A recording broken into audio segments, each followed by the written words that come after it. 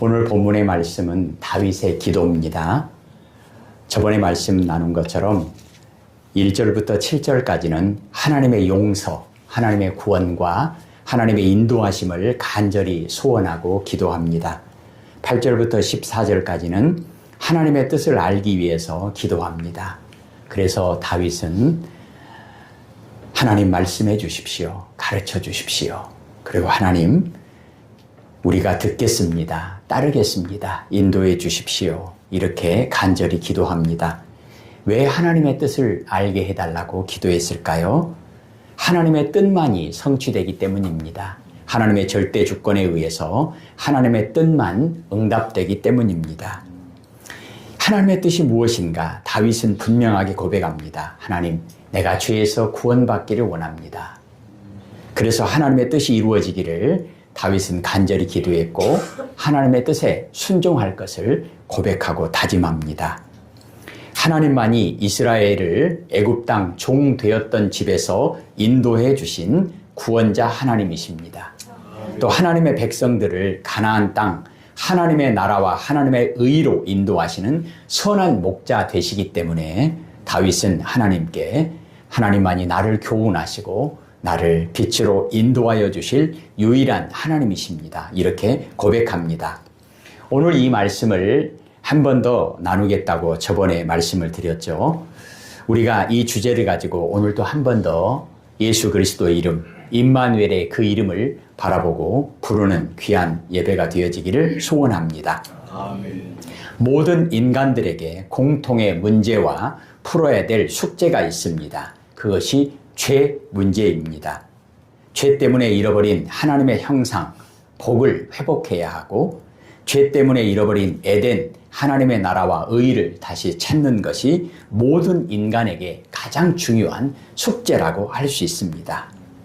내가 아무리 죄에서 벗어나서 행복하게 살고 싶은 마음이, 소원이 아무리 간절해도 내 몸, 내 인생은 죄의 지배에서 벗어나지 못하고 있구나. 로마서 7장 24절에 오호라 나는 곤고한 사람이로다. 이 사망의 몸에서 누가 나를 건져내랴. 사도 바울 같은 사람도 절규합니다.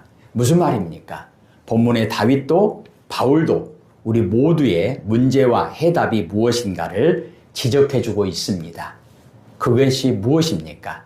로마서 6장 23절은 죄의 싹은 사망이요 하나님의 은사, 하나님의 선물은 그리스도 예수 우리 주 안에 있는 영생이니라 이렇게 말씀합니다. 온 인류의 영원한 문제가 무엇인가? 결코 그 누구도 풀 수 없는, 그 누구도 풀어줄 수 없는 문제가 무엇인가? 죄 문제라는 것입니다. 그러면 이 문제에 대한 해답은 무엇입니까? 완전하고 영원한 해답은 무엇입니까? 예수 그리스도, 요한복음 3장 16절에 하나님의 사랑이라고 말씀합니다. 우리는 생각하죠. 아무리 절규해도 인간에게는 해답이 없다는 것을 다윗이 고백하고 바울이 고백하고 우리도 잘 알고 있습니다. 무슨 말입니까? 여전히 내 안에 죄가 보이고 여전히 죄의 종노릇하고 있는 나 같은 죄인을 하나님께서 과연 받아주실까? 용서해 주실까? 고치시고 싸매시고 치료하셔서 돌보시고 인도해 주실까? 아닐 거야. 아닐 거다. 나도 나를 용납하고 사랑하기 어려운데 어찌 거룩하신 하나님께 용납받고 사랑받을 수 있겠는가? 나도 나를 포기했는데 하나님께서도 당연히 나를 포기하셨겠지. 무엇입니까? 죄가 가득한 세상에서 여전히 나는 죄 속에서 살고 있는데 어찌 내가 하나님께 교훈을 받고 하나님의 인도하심을 받겠다고 감히 생각할 수 있겠는가? 로마서 3장 23절입니다. 모든 사람이 죄를 범하였음에 하나님의 영광에 이르지 못하더니 왜 그럴까? 로마서 3장 10절부터 12절까지 보면 기록된 바 의인은 없나니 하나도 없으며 깨닫는 자도 없고 하나님을 찾는 자도 없고 다 치우쳐 함께 무익하게 되고 선을 행하는 자는 없나니 하나도 없도다. 그러기에 모든 인간의 고백은 전적인 타락과 완전한 절망에서 절규할 뿐이라는 것입니다. 로마서 7장 24절에 오호라 나는 곤고한 사람이로다. 주여 나는 죄인입니다. 이 고백이 어찌 사도 바울만의 고백이겠습니까? 그런데 성경 말씀은 여기에서 멈추지 않습니다. 로마서 3장 10절 의인은 없나니 하나도 없도다. 여기에서 멈추지 않습니다. 하나님의 영광에 이르지 못한다. 여기에서 멈추지 않습니다. 하나님의 특별한 더 큰 계획, 더 큰 선물이 있다라고 증언합니다. 성경에서 모든 인간에 대한 정확한 문제도 언급하지만 가장 완전한 해답도 말씀하고 있습니다. 조금 전에 말씀드렸던 로마서 6장 23절이죠. 죄의 삭은 사망이요. 이게 문제예요. 해답은요. 하나님의 은사, 하나님의 선물이라는 것입니다. 그리스도 예수 우리 주 안에 있는 영생이니라. 로마서 4장 25절 예수는 우리가 범죄한 것 때문에 내줌이 되고 또한 우리를 의롭다 하시기 위하여 살아나셨느니라. 왜요? 누가 이런 계획을 실행하십니까? 로마서 5장 8절에 우리가 아직 죄인 되었을 때에 그리스도께서 우리를 위하여 죽으심으로 하나님께서 우리에 대한 하나님의 사랑을 확정하셨느니라. 요한복음 3장 16절이죠. 하나님이 세상을 이처럼 사랑하사 독생자를 주셨으니 이는 예수님을 믿는 자마다 멸망하지 않고 영생을 얻게 하려 하심이라. 이것이 바로 하나님의 특별한 계획이고 하나님의 특별한 선물이라는 것입니다. 우리는 구정, 설 명절을 앞두고 있습니다. 여러 가지 선물을 주고받습니다. 그런데 인생에 있어서 가장 중요한, 가장 복된 선물이 무엇입니까? 예수 그리스도입니다. 아멘. 이번 설 명절 동안 예수 그리스도를 더 많이 생각하고 고백할 수 있는 복된 명절이 되어지기를 소원합니다. 아멘. 본문의 시편 25편에서 다윗도 동일한 고백을 하고 있습니다. 다윗이 모든 인류에게 준 가장 큰 선물 중에 하나가 바로 이런 고백입니다. 이 선물을 아멘으로 받으십시다. 오늘 본문에서 다윗은 인간에 대한 정확한 문제 인식과 그 문제에 대한 해답을 말하고 있습니다. 문제가 뭐죠? 나는 죄인입니다. 해답은 뭐죠? 하나님만이 나의 구원의 빛이십니다. 다윗은 자신의 삶을 돌아봅니다. 그리고 자기 안에 있는 죄를 분명하게 보았습니다. 자기 인생에서 차고 넘치는, 항상 따라다니는 죄와 부패함 때문에 하나님께서는 자기를 분명히 버리시고 떠나셨을 것이라고 생각할 수밖에 없었습니다. 이것이 논리적이고 아주 이성적이고 합리적인 생각입니다. 우리도 누구나 마찬가지 상태에서 동일한 생각을 할 수밖에 없는 죄인입니다. 내가 아직도 내 안에 죄와 씨름하고 있는 상태인데 번번이 죄에 져서 넘어지고 쓰러지기를 반복해온 인생인데, 아니 나는 죄와 싸워서 한 번도 이긴 적이 없는데 하나님께서 어떻게 나와 함께 계시고 나를 인도하시겠는가? 나와 같은 사람, 나도 나를 포기했는데 다윗이 고백한 것처럼 내 부모도 내 형제도 나를 버렸는데 하나님이 나를 인도하실 리가 없지. 자신을 볼 때 솔직한 다윗의 고백입니다. 그런데 시편 25편에서 다윗은 하나님께 대한 놀랍고 영광스러운 고백을 하고 있습니다. 다윗이처럼 절망뿐인 죄인인데, 죄인이기 때문에, 완전한 어둠 가운데 있기 때문에 바로 그때 그 사람에게 영원한 소망이 되시고 완전한 빛이 되시는 하나님께서 도와주셔야만 하고 하나님께서 도와주실 것이라는 증언을 하고 있습니다. 어떻게 이렇게 고백할 수 있었을까요? 다윗은 인생을 돌아보면서 어렸을 때부터 가만히 생각해 보니까 지금까지 하나님이 자기를 도와주셨다는 거예요. 하나님이 도와주셔서 지금 다윗이 왕의 자리에 있다는 것입니다. 근데 이것이 이상하다는 거예요. 나의 죄가 하나님의 도우심과 인도하심을 받는 일에 있어서 방해가 돼야 정상적인데 하나님께는 오히려 그 죄 때문에 하나님께 더 가까이 갈 수 있는 길이 열리는 기회가 된다니, 이게 무슨 말인가? 이게 어떻게 가능한 일인가? 우리에게 이유가 있는 것이 아닙니다. 하나님께서는 친히 죄인에게 찾아오셔서 빛이 되어주시는 하나님이시라는 것을 다윗이 깨달았습니다. 여기서 우리는 한 번 더 우리의 문제인 죄에 대해서 정리해야 할 것이 있습니다. 그게 뭐냐? 하나님의 뜻이 무엇인가? 하나님의 계획이 무엇인가를 들어야 한다는 것입니다. 우리의 죄 문제에 대한 해답은 우리에게 있지 않고 하나님의 말씀에 있다는 것입니다. 우리는 이 땅에 살 동안 자기 자신의 죄성으로부터 자유로워질 수 없습니다. 로마서 7장 20절에 바울이 고백하죠. 내가 원하지 않는 일을 하고 있다면 그 일을 행하는 것은 내가 아니라 바로 내 속에 살고 있는 죄입니다. 나는 정직하게 살고 싶은데, 나는 깨끗하게 살고 싶은데 맨날 죄만 짓고 맨날 더럽고 맨날 거짓말만 하고 있으니 이게 무슨 일인가? 아, 내 속에 죄 때문이구나. 그러기에 우리 중 누구도 죽기 전에는, 그리고 예수님께서 오시기 전에는 자신의 죄성으로부터 자유로워질 수 없다는 것입니다. 이것이 안타깝지만 우리가 고백하는 현실입니다. 그런데 만약에 누군가가 나는 죄에서 완전히 자유롭게 되었다, 그렇게 생각하고 그렇게 말하고 그렇게 살아간다면 그것은 자신을 속이는 거짓말쟁이와 같다라고 요한일서 1장 8절은 말합니다. 또한 우리가 스스로 죄를 짓지 않았다고 말한다면 우리 자신을 속이는 것이며 진리가 우리 속에 없는 것입니다. 그래서 우리는 먼저 성경이 분명히 가르치는 이 사실을 명확하게 알고 인정해야 한다는 것입니다. 무슨 말이죠? 내가 죄인이라는 거예요. 모든 사람은 죽는 날까지 혹은 그리스도께서 오실 때까지 내 안에 있는 죄의 공격을 받습니다. 죄와 함께 살아간다는 것입니다. 죄의 끈질긴 영향력 아래에서 살아간다는 것입니다. 죄의 종로로 탄다는 거죠. 아니, 어쩌면 내가 죄를 더 가까이 하고 내가 죄를 더 좋아하고 있는 것은 아닌가. 이 고백이 솔직한 고백입니다. 이 점을 분명하게 인정하는 것은 참으로 고통스럽고 안타까운 일입니다. 그럼에도 불구하고 죄 문제를 인식하고 이 죄 문제를 해결하지 않으면 안 되기 때문에 우리는 최우선순위로 죄 문제에 대한 해답을 찾아야 한다는 것입니다. 남녀노소를 막론하고 인생에 있어서 가장 큰 성공은 무엇인가? 이 죄 문제에 대한 분명한 믿음의 고백을 할 수 있어야 된다는 것입니다. 죄 문제를 인식하고 죄 문제에 대한 해답을 찾아야 한다는 것입니다.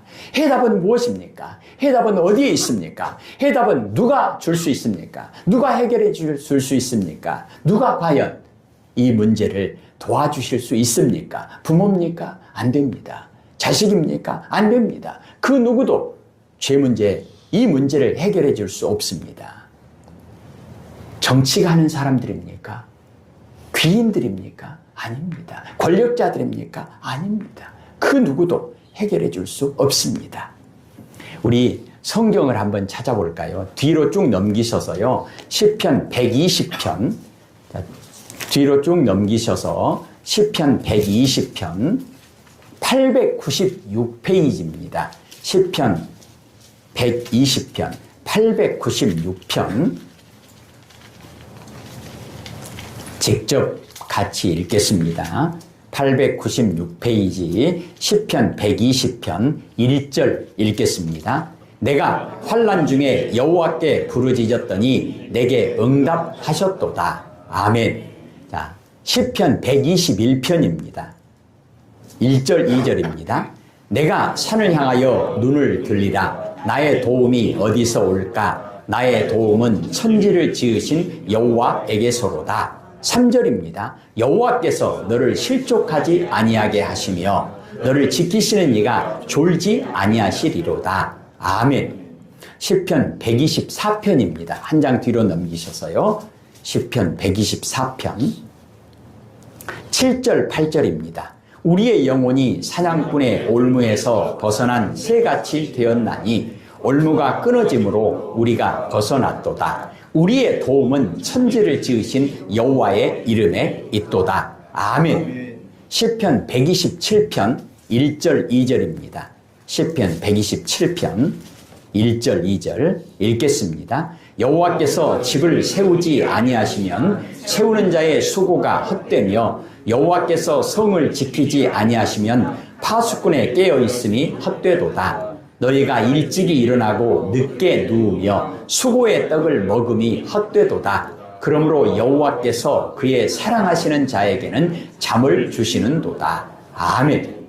왜 그렇습니까? 왜요? 자, 앞으로 다시 넘길까요? 시편 23편입니다. 시편 23편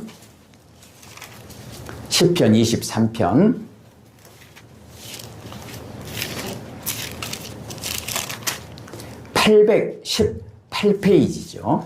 시편 23편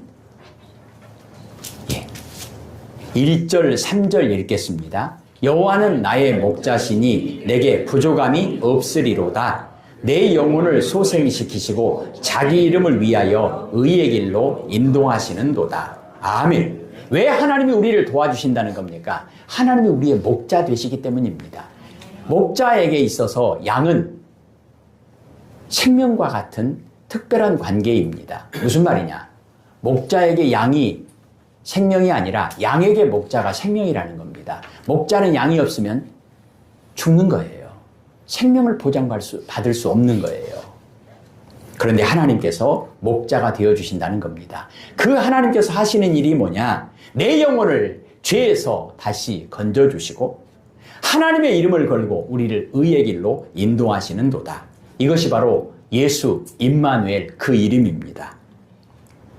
신약 성경의 증언입니다. 세례 요한이 증언하죠. 예수님께서 증언하시죠. 회개하라 천국이 가까이 왔느니라. 무슨 말이에요? 죄 문제에 대한 회개 그리고 천국에 대한 약속은 바로 예수 그리스도에게 있다는 것입니다. 고린도후서 7장 10절에 보면 하나님의 뜻에 맞는 슬픔, 죄를 미워하고 죄를 슬퍼하는 이 믿음은 회개하여 구원에 이르게 하므로 후회할 것이 없습니다. 회개가 무엇인가? 우리의 문제에 대한 해답이 무엇인가? 어디에 있는가? 풀이 과정이 무엇인가? 죄를 슬퍼하는 것입니다. 죄를 미워하는 것입니다. 그리고 죄 가운데서 하나님께 돌아오는 것입니다. 이것이 바로 회개할 것이 없는 구원에 이르는 유일한 길이라는 말씀입니다. 성경은 우리에게 도전합니다. 격려하고 응원합니다. 그렇다면 우리가 회개하고 하나님께 돌아오는데 멈추고 나만 회개하고 구원받으면 되는가? 아니에요. 사도행전 1장 8절에 땅끝까지 이르러 예수 그리스도의 이름을 증거하라고, 그래서 그 사람들도 회개하여 구원에 이르도록 도와주라고 권면합니다. 죄에 빠진 그리스도인들을 회복시키라고 권면합니다. 이번 명절에 만나는 사람들, 그들을 위해서 축복하고 기도해 주시기를 부탁을 드립니다. 야고보서 5장 20절에 보면 죄 가운데 방황하는 그리스도인을 다시 돌아오게 하면 그의 영혼을 사망에서 구원하는 것이라고 말씀합니다. 교회를 한 번도 다니지 못하신 분들을 위해서도 물론 예수 그리스도의 이름을 증거해야 되겠지만 다니다가 실족하신 분들을 위해서도 더더욱 하나님 앞에 기도해야 한다는 것입니다. 그렇게 하면 그는 죄인의 영혼을 사망에서 구원하는 것이며 이로써 그 사람의 많은 죄도 용서를 받게 한 것입니다. 사랑하는 성도 여러분, 하나님의 크신 섭리와 하나님의 은혜로 성령님이 우리에게 오셔서 우리 가운데 역사하시면 우리가 죄를 깨닫는 거예요. 그리고 죄를 회개하는 거예요. 그럴 때 하나님께서 죄를 용서해 주시고 구원해 주시는 은혜와 선물을 우리가 받게 된다는 것입니다. 우리는 그 선물을 받았습니까? 받았습니다. 그렇다면 먼저 받은 우리가 마땅히 해야 할 일은 무엇입니까? 마태복음 18장 21절 22절입니다. 예수님의 가르침입니다. 베드로가 예수님께 이렇게 물어보잖아요. 예수님, 형제가 나한테 죄를 지었는데 몇 번이나 용서해 주면 됩니까? 한 7번까지 용서해 줄까요? 큰맘 먹고 7번까지 용서해 주면 되겠습니까? 그랬을 때 예수님께서 이렇게 말씀하시죠. 너에게 이르노니 7번뿐만 아니라 7번을 70번까지라도 할지니라. 형제가 회개할 때마다 우리는 용서해 주어야 한다라고 말씀합니다. 횟수도 누구를 용서해 줄까? 사람도 한계를 정하면 안 된다는 것입니다. 형제뿐만 아니라 원수까지도 용서하고 축복해 주라고 말씀하셨습니다. 왜 그래야 합니까? 첫째로 우리는 하나님이 아닙니다. 용서해 주고 말고를 내가 결정할 수 있는 하나님이 아닙니다. 재판관도 아닙니다. 우리는 단지 수만 가지 죄를 하나님께 용서받은 죄인일 뿐입니다. 우리는 1만 달란트 빚진 자라는 것입니다. 오직 은혜로, 오직 선물로 용서받은 죄인이라는 것입니다. 그리고 예수님께서는 우리에게 정기적으로 아마 매일 매순간 기도하라고 가르쳐 주십니다. 무슨 말이에요? 기억하라는 거예요. 명심하라는 거예요. 그 내용 가운데 마태복음 6장 12절에 우리가 우리에게 죄 지은 사람을 용서해 준 것 같이 우리 죄를 용서해 주옵소서. 형제와 싸우지 말고 죄와 싸워야 한다는 것입니다. 부끄럽지만 저는 명절 때마다 술 때문에 아버님이 술 드시는 그 문제 때문에 지옥이었습니다. 아버님이 연세가 많이 드시고 더 이상 술을 못 드시게 됐습니다. 왜냐? 자의로 그런 것보다도 자식들이 6남매가 얼마나 싸납게 술을 못 드시게 막아버리는지 아버지가 힘이 약해지시니까 마음대로 술도 못 드셨어요. 근데 문제는 뭐냐? 천국이 됐느냐? 아니에요. 아들들 가운데 술을 좋아하는 형이 생겼습니다.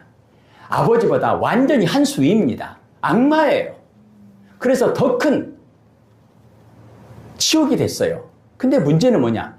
자기 혼자만 술을 먹으면 되는데 술 먹고 가만히 있겠어요? 술 주장하잖아요. 아버님 술 못 드시게 하고 지가 술 먹고 술 주장하는 거예요. 근데 더 괴로운 것은 엄마를 막 계속 술을 먹이는 거예요. 상 밑으로 몰래 엄마 술 한 잔. 자기들끼리 먹는 거예요. 그것을 보면서 너무너무 괴로워서 형과 싸웁니다. 형과 이렇게 주먹으로 싸울 수는 없잖아요. 그래서 술병을 감춥니다. 그러면 술을 먹고 술이 취해가지고 술병 내놓으라고 집안을 완전히 지옥으로 만드는 거예요.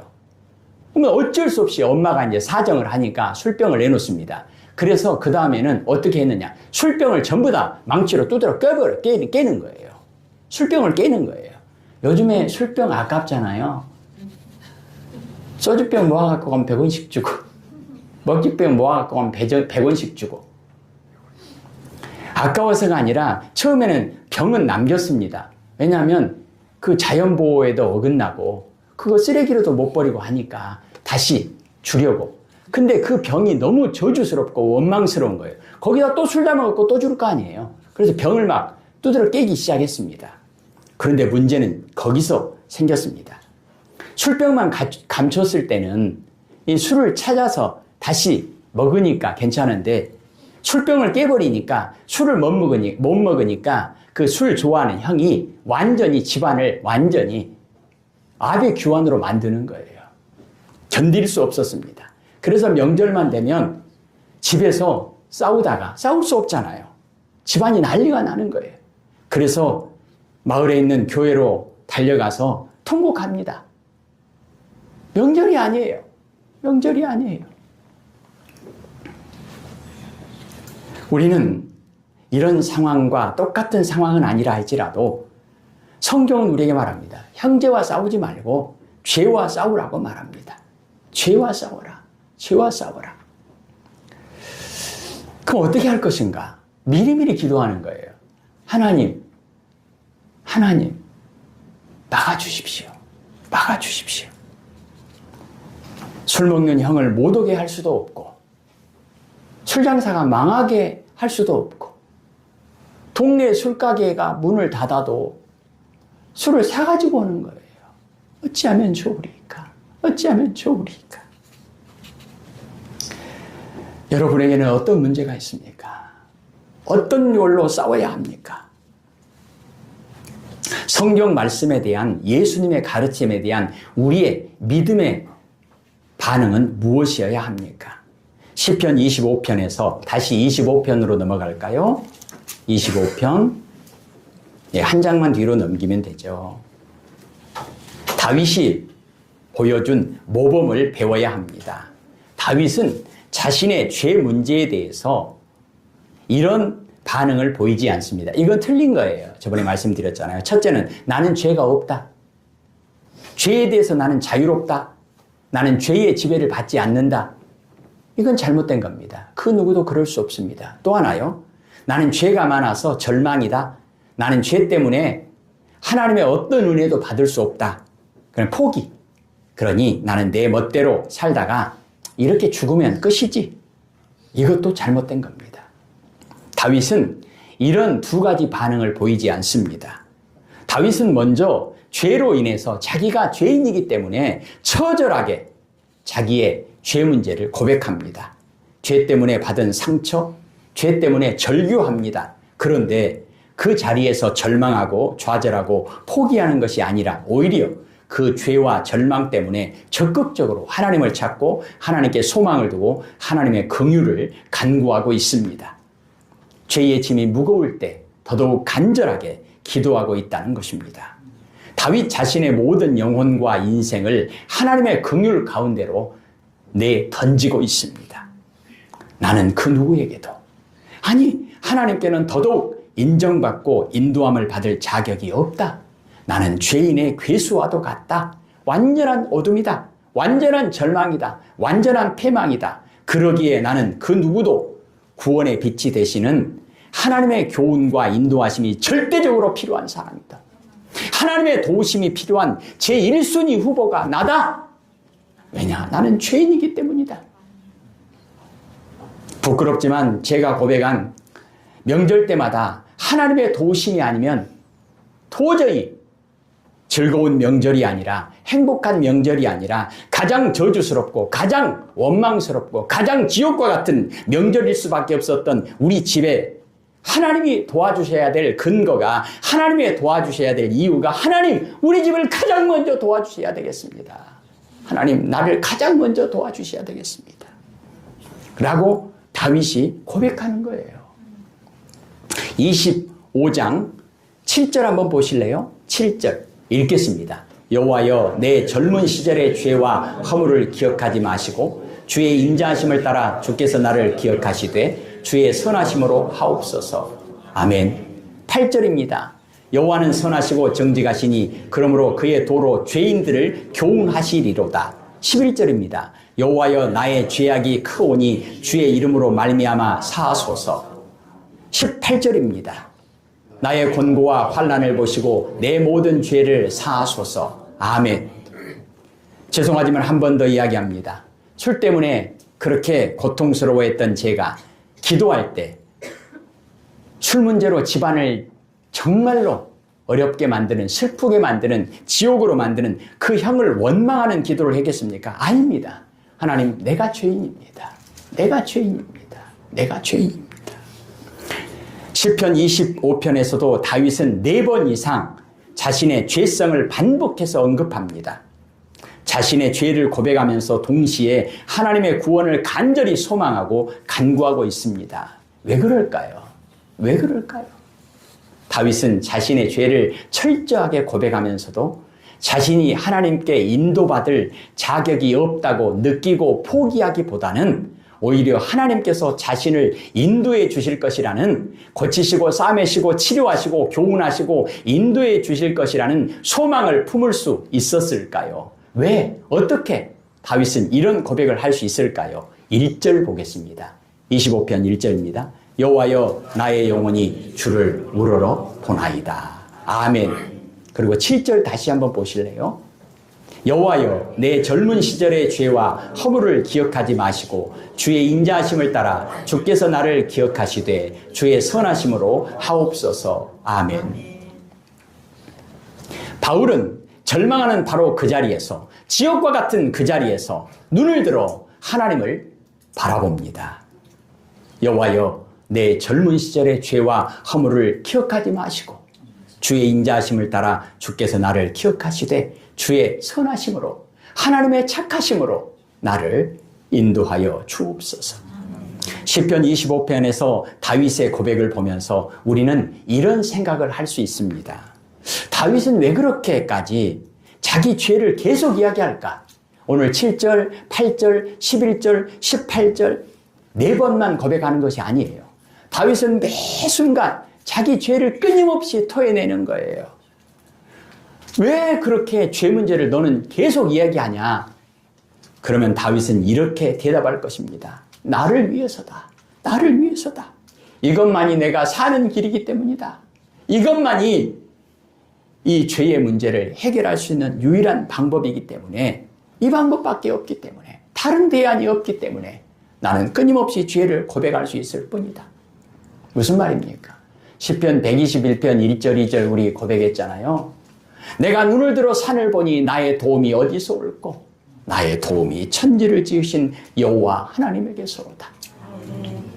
시편 115편 9절에서 11절까지 나의 도움과 방패가 되실 분은 오직 하나님밖에 없기 때문에 그 누구도 이길 수 없는 죄의 공격으로부터 나를 지켜줄 수 있는 것은 하나님밖에 없기 때문에, 그리고 그 죄의 공격에서 반드시 승리해야 되잖아요.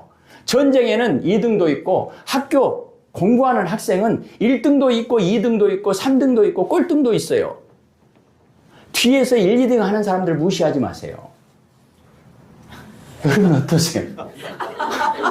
30년 넘게 못 만났던 중학교 친구를 예전에 한번 만났거든요. 그 친구와 아버님 장례식이라고 해가지고 30년 만에 친구를 만났는데, 다른 애들은 다 뭐 이렇게 그냥 대충 왔는데 한 친구가 겁나 고급차를 타고 왔어요. 나는 몰랐는데 다른 애기들이 뭐 그러더라고요. 왜냐 그랬더니 겁나 비싼 차 타고 왔어요. 부자예요. 뭐 돈을 벌었다나 어쨌다나. 근데 중학교 다닐 때 뒤에서 1, 2등 했어요. 공부하고 안 친했어요. 이것을 성공으로 이야기하는 그런 얘기가 아니잖아요. 여러분, 세상의 모든 것은 1등보다도 2등, 3등, 4등이 더 건강한 거 아시죠? 1등은 그 자리를 지키기 위해서 항상 초조하게 안 뺏기려고 얼마나 몸부림치는지 몰라요. 근데 3등, 4등은 아주 편안해요. 10등도 편안해. 괜찮아요. 네. 뒤로 갈수록 조금만 내려가면 팍팍 올라가기 때문에 더 편해요. 그런데 죄와 싸움에서, 죄와 전쟁에서는 2등 하면 안 됩니다. 왜? 죄와 싸워서 2등 하면 죽는 거예요.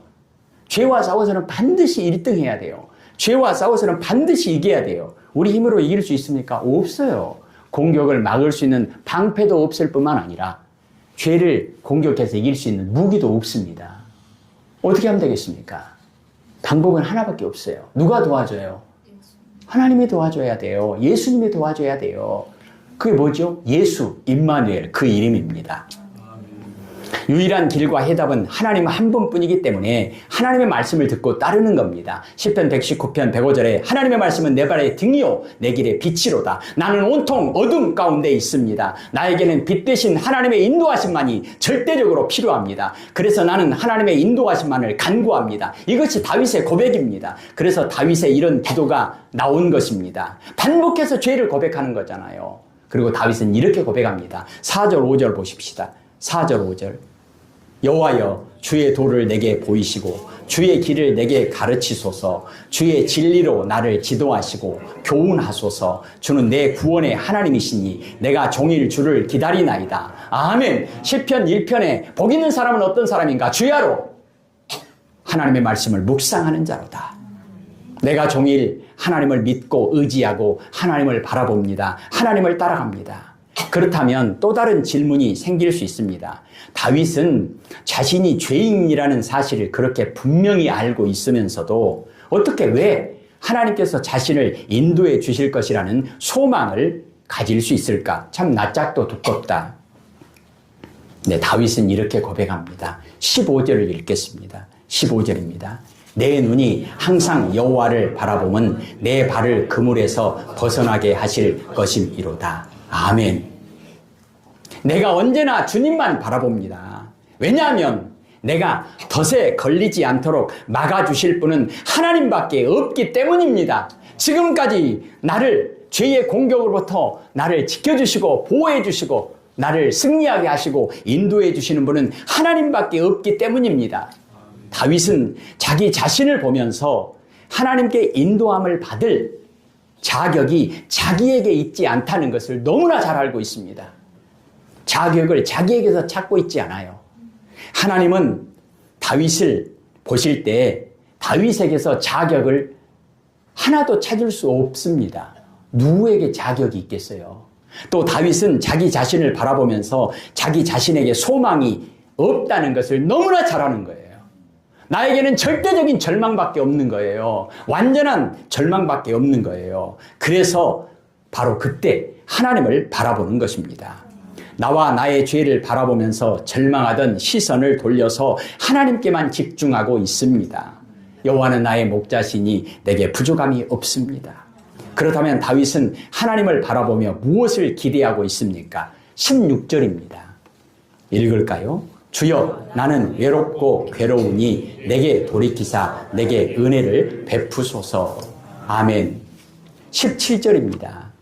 내 마음에 근심이 많사오니 나를 고난에서 끌어내소서. 아멘. 하나님, 나에게는 하나님의 은혜가 필요합니다.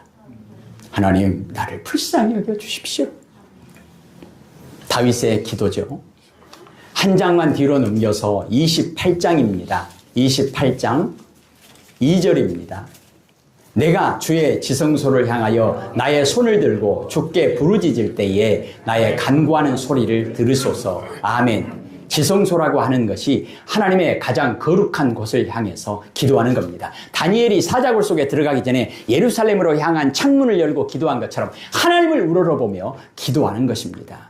다윗은 오직 하나님의 긍휼을 구하며 자신의 소리를 들어주시기를 기도하고 있습니다. 다윗은 누구보다도 자신이 죄인이고 자신이 아무것도 받을 자격이 없다는 사실을 잘 알고 있습니다. 그래서 그는 오직 하나님의 긍휼과 은혜에 호소하고 있습니다. 그래서 다윗은 하나님의 영광을 향한 하나님의 열심에 호소하는 것입니다. 그래서 하나님이 다윗을 사랑하는 거예요. 하나님의 영광이 뭐죠? 죄인을 구원하는 것이 하나님의 영광이에요.